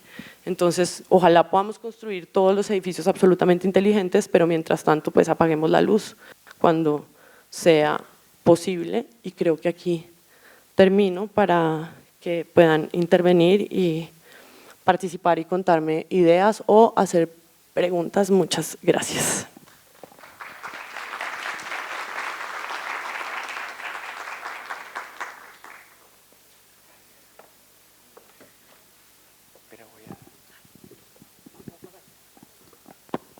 Bueno, muchas gracias, Ana, por tu conferencia, muy interesante.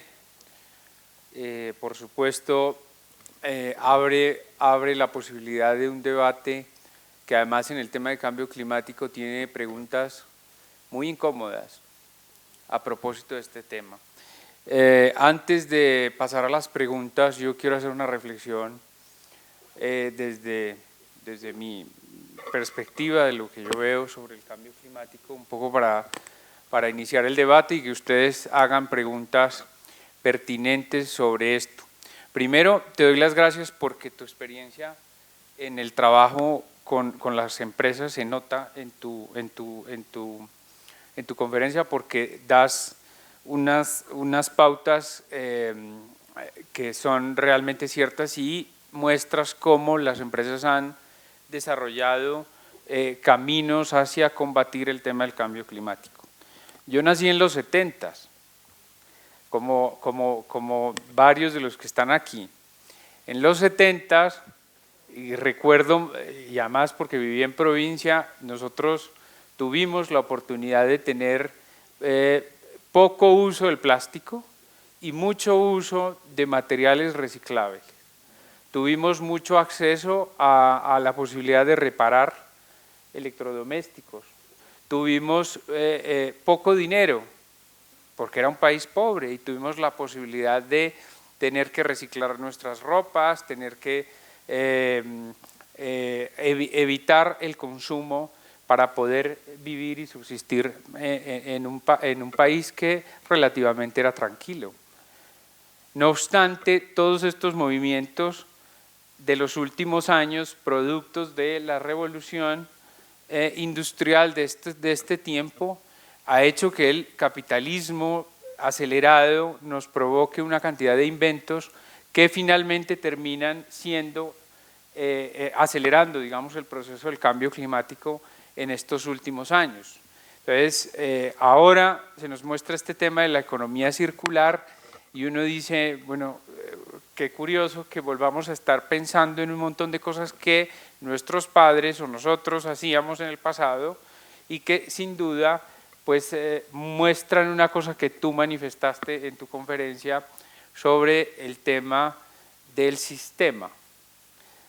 Si existe un sistema que es un sistema de bucles, por ejemplo, quiere decir que poco podemos hacer como ciudadanos cuando el sistema no depende de nosotros.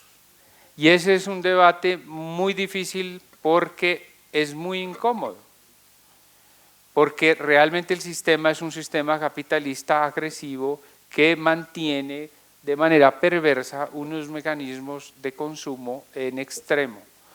Y ese mismo sistema hace que uno se sienta ridículo, con perdón, cuando hace acciones personales para combatir el cambio climático. Lo digo con total conocimiento de causa porque viví 10 años en Europa y me di cuenta que en Europa la gente poco se preocupa por el cambio climático, se preocupan más aquí sobre el cambio climático, es decir, la responsabilidad que se delega en los ciudadanos es más fuerte en América Latina que en Europa. Entonces, el ciudadano latinoamericano tiene que estar todo el tiempo pensando en que está emitiendo cosas y cambios y tener que consumir menos, cuando nunca tuvo oportunidad de llegar al nivel avanzado del capitalismo. Es decir, son países en desarrollo a los que se nos ha entregado una responsabilidad muy fuerte y encima a los ciudadanos. Entonces tú empiezas a reciclar en tu casa y empiezas a hacer reciclaje y resulta que el señor que recoge el reciclaje, las basuras, la empresa de basuras, une la basura y hasta ahí llega el reciclaje que tú pensabas que iba a ser fructífero para el desarrollo, para favorecer esto. Y entonces tú vas en la calle y dices que quieres consumir productos orgánicos y resulta que te subes a un autobús que es absolutamente contaminante. Y todos estos esfuerzos que vas haciendo te das cuenta que los haces tú, pero que voluntad política hay muy poca. Entonces, la reflexión que quiero hacer es ¿qué tanto podemos hacer los ciudadanos en nuestra humilde posición cuando no hay voluntad política? Y otra reflexión que quiero hacer, yo veo que existe innovación, la innovación ha afectado mucho, ha ayudado mucho, perdón, a combatir el tema del cambio climático, pero también genera mucho miedo. Digamos, no hemos logrado tener el control sobre las energías. La mejor energía es la energía nuclear y no hemos podido, es la más limpia, no hemos podido controlar la energía nuclear y por lo tanto todo lo demás va a ser contaminante per se. Pero no hemos llegado a ese punto. Y si no hemos logrado ese control, digamos, energético, nos plantean posibilidades de energías renovables. Tuvimos aquí precisamente a uno de los ponentes del Instituto Colombiano de Paz, hablándonos de la energía eólica y de sus consecuencias en los terrenos y en las personas, en los indígenas, en las zonas Wayuu, y nos mostró la agresiva incorporación de industrias eólicas y el daño tan importante que hay en La Guajira sobre esos proyectos. Entonces, es como esta reflexión del tema de la energía plantea también preocupaciones con respecto a la empresa, con respecto a la industria, y esa es una pregunta que le traslado. Yo sé que hay voluntad de algunas, pero la industria en general sigue en esta carrera porque si no sigue en esta carrera de consumo, obviamente no va a tener ingresos ni va a tener beneficios. Y con perdón, creo que todas estas iniciativas en el tema de economía circular son anecdóticas y que no hemos logrado que esto tenga un movimiento más fuerte en relación con las compañías. Quería hacer simplemente esa reflexión. Bueno, una cosa final, para que vean lo que es la ironía de la vida. El profesor Yeon, el coreano que estuvo en la sesión pasada, habló de las soluciones de la tecnología en la movilidad. Pues lo dejó el avión por un trancón camino al aeropuerto en esta ciudad de Bogotá. Entonces, él hablaba con mucha ilusión sobre lo que significaba para él los cambios que estaban haciendo en Corea con el 5G y la tecnología del transporte inteligente, pero sufrió las consecuencias de lo que nosotros sufrimos a diario en los trancones de Bogotá y tuvo que darse un día más. Entonces yo entiendo que esto está cambiando, pero ¿cuál es nuestra responsabilidad? ¿Cuál es la responsabilidad de la empresa? Y la pregunta incómoda, ¿esto realmente es un tema de voluntad política y realmente no podemos hacer nada? Pues mira, yo trabajando de la mano con muchos industriales por 10 años, creo que la industria lo hace por dos razones, o porque lo obligan a través de normas, o porque el mercado se lo exige, pero eso solo funciona en casos de consumo masivo. Hace un año salió la ley de envases y empaques, que obliga a toda persona natural o jurídica en Colombia que ponga cualquier producto, cualquiera, que esté empacado en un material reciclable, a implementar un plan de gestión ambiental en donde se recicle gradualmente un porcentaje que va subiendo y la meta para el 2030 es reciclar el 30%. ¿Qué quiero decir con esto? En este momento se está reciclando, ni se sabe cuánto se está reciclando, pero hay un estimado que es el 17%. Al 2030 el 30% podría parecer interesante porque se duplica más o menos las tasas actuales, pero de los residuos más del 90% es reciclable. Entonces ahí viene una reflexión frente, hay unas normas que se crean por compromisos que hace el país de cara a la OCDE, específicamente esta de envases y empaques fue por los compromisos que en el momento en que Colombia decide unirse, la industria se une para hacer lobby y al final sí sale la norma, pero sale con unas metas que en últimas las empresas sin hacer nada pueden cumplir.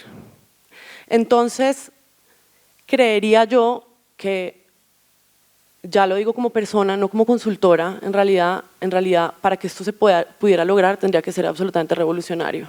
O sea, tendría que haber como una revolución del cambio climático y que lo que pasa es que nosotros como ciudadanos tenemos el poder de las elecciones de consumo de todos los días.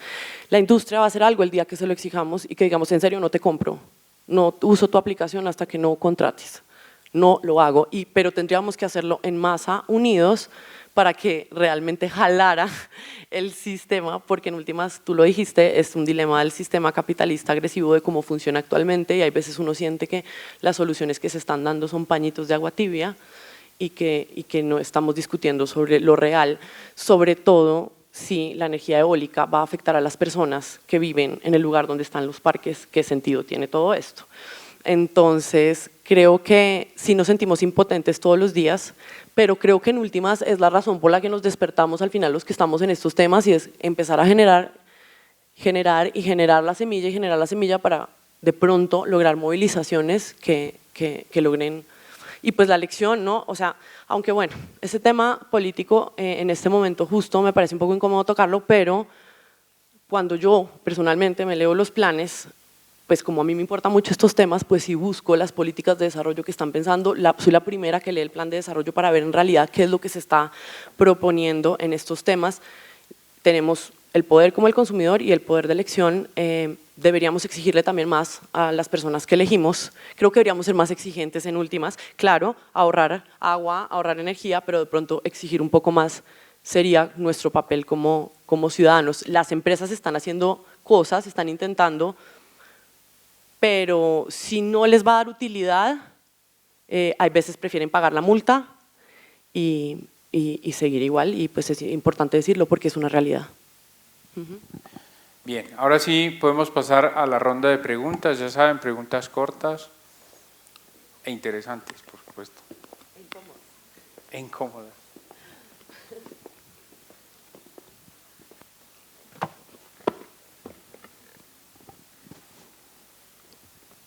Creo que están preocupados, como yo, del cambio climático. Hay una pregunta.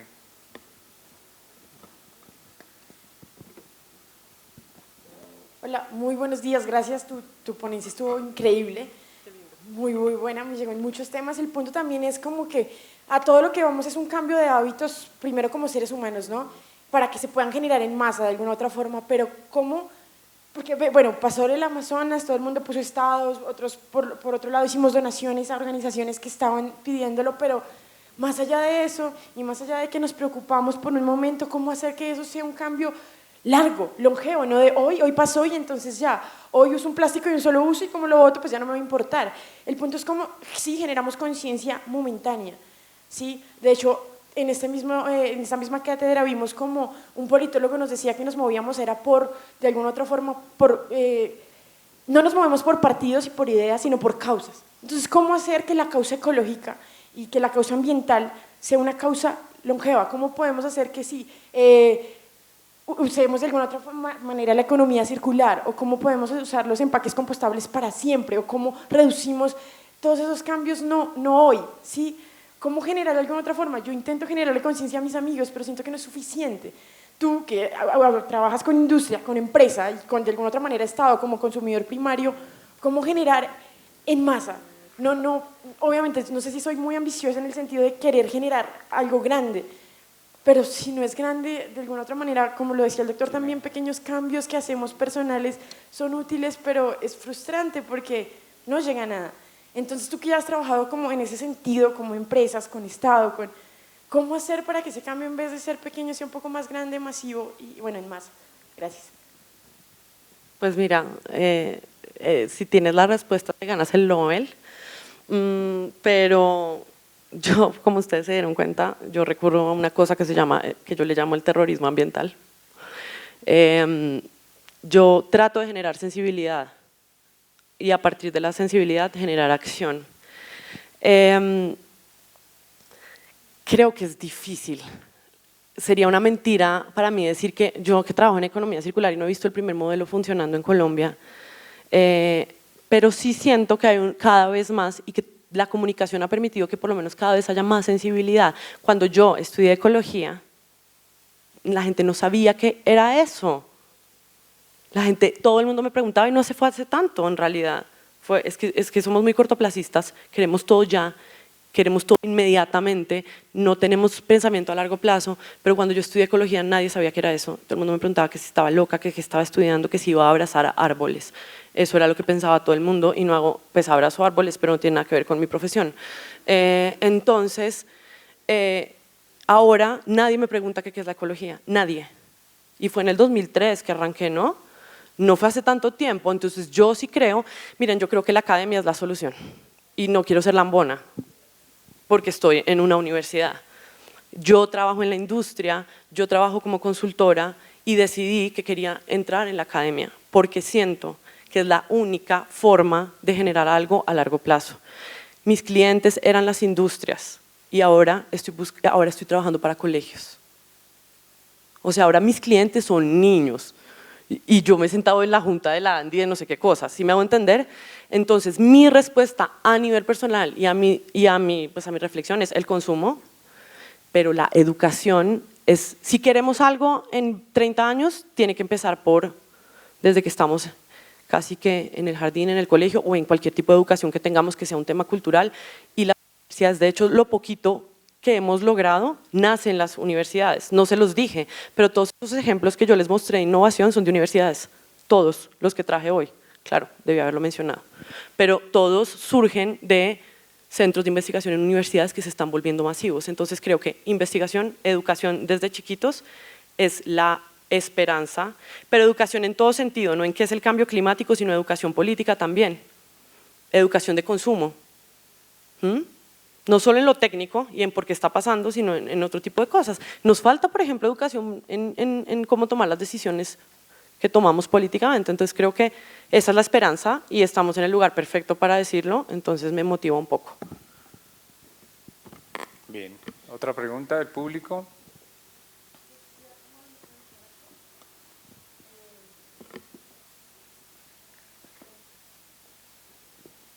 Digamos, como también complementaria, hacer un llamado a los futuros empresarios del país, que son ustedes o somos nosotros.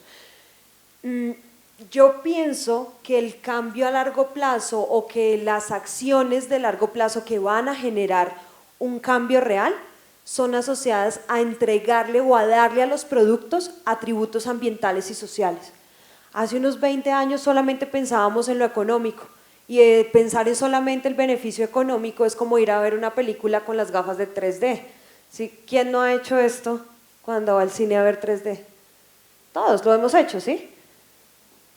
No darle atributos ambientales y sociales a los productos que se venden y se comercializan es como ver toda la película con las gafas abajo, ¿sí?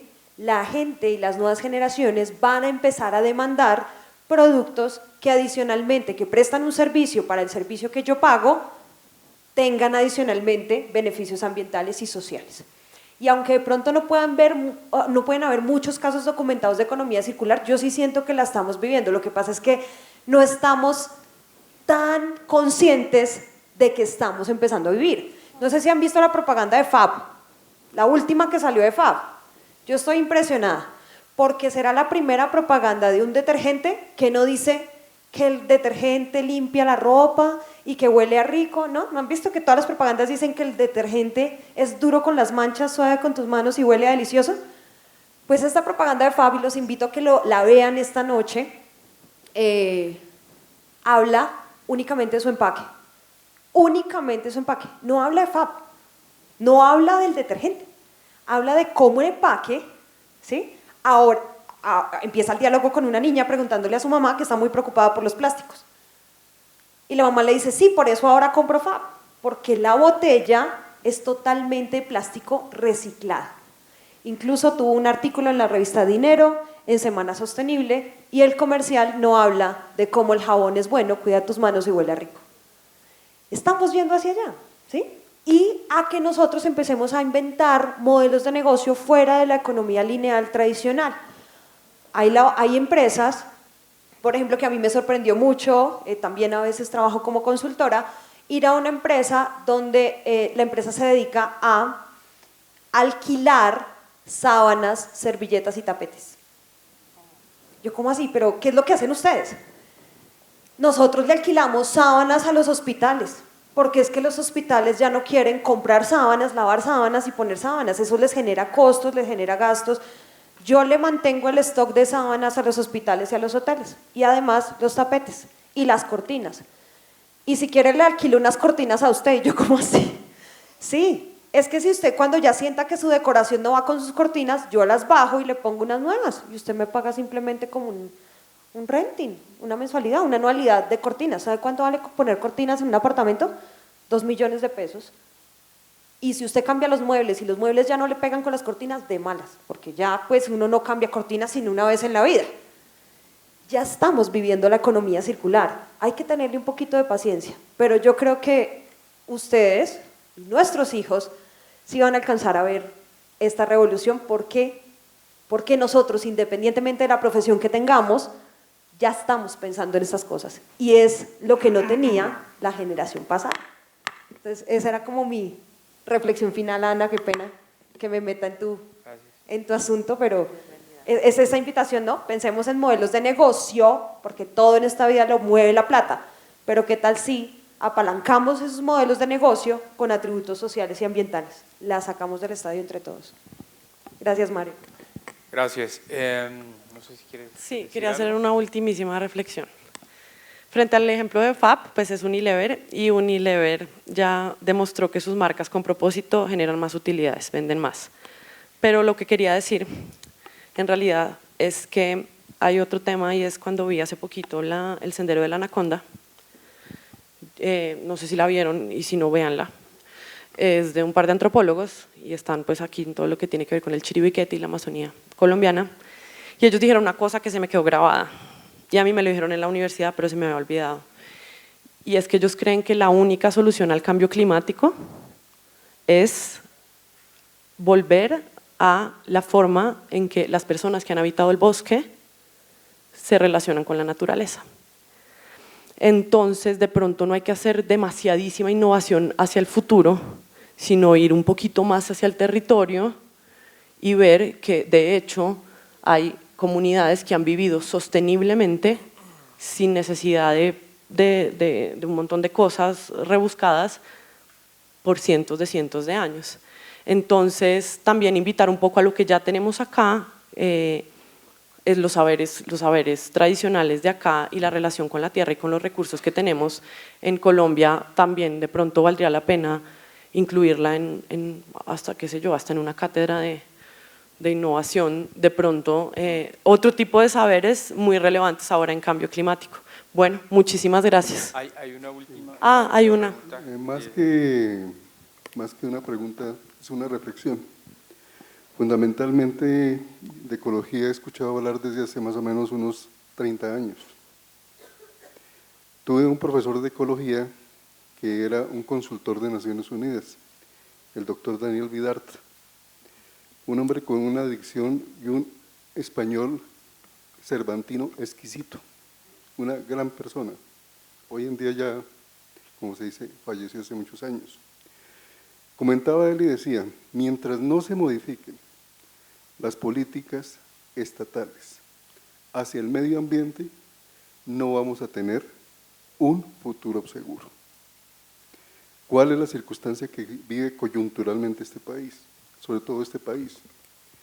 Si nosotros miramos lo que fueron los aspectos relacionados con los procesos de paz, o el mal llamado proceso de paz, o como quieran juzgársele, se dejaba abierta la puerta para que los sistemas o mejor, los ecosistemas de bosque primario, amazónico, y la galería y la altillanura fueran arrasadas totalmente para efecto de tener o disponibilidad de tierras para poder restituir o adjudicarle tierras a los miembros que dejaban las armas.